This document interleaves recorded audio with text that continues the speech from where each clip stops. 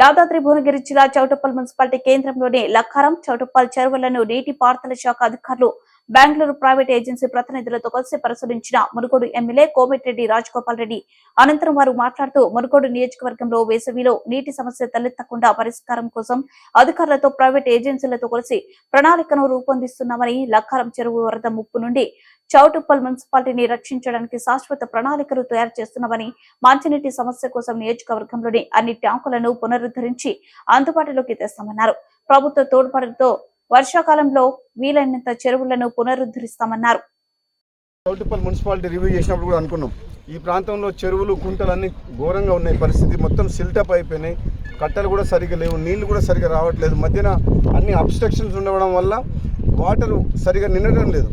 కొద్దిగా వర్షం పడ్డప్పుడు ఒక్కొక్కసారి వర్షాలు ఎక్కువైనప్పుడు అలిగెళ్ళి మొత్తం వాటర్ వెళ్ళిపోతుంది. వాటర్ స్టోరేజ్ చేసుకోలేకపోతున్నాం. దాంతో ఏంటంటే గ్రౌండ్ వాటర్ టేబుల్ పడిపోతుంది.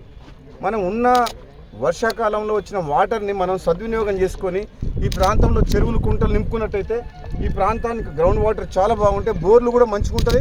చౌటుప్పల్ మున్సిపాలిటీ పరిధిలో కానీ గ్రామాల్లో పరిధిలో కానీ ఇటు వ్యవసాయానికి కావచ్చు, తాగునీరు కావచ్చు, ఎటువంటి వాటర్ ప్రాబ్లం రాకుండా ఉంటుంది. కాబట్టి ఇప్పుడు దీన్ని అందులో భాగంగానే ఆనంద్ గారిని ఎంతో దూరం నుంచి పాపం బెంగళూరు నుంచి ఈరోజు టైం ఇచ్చిండ్రు.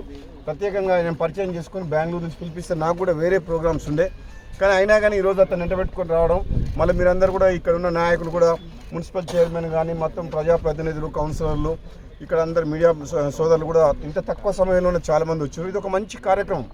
దీన్ని మునుగోడు నియోజకవర్గం నుంచే స్టార్ట్ చేద్దామని చెప్పి మొదలుపెట్టినాం.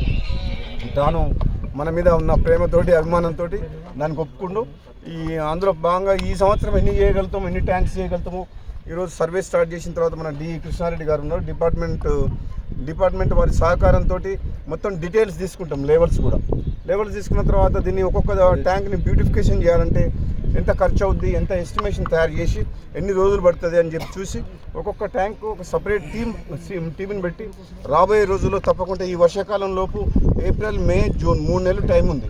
ఈ 3 నెలల్లో ఎన్ని చేయగలుగుతామో చూస్తాం.